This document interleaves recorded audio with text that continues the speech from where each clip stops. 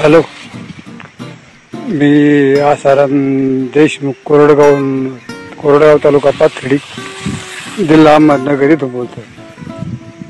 मी 20 गुंठे ऊसावर आहे ना दैविक कॅप्सूलचा एक फवारणी केली. ठीक आहे.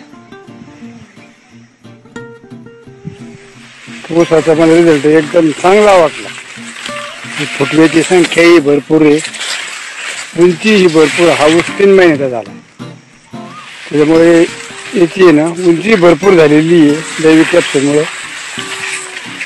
एक फवारणी केली आता दुसरी फवारणी 1-2 दिवसात आता करणार आहे. आता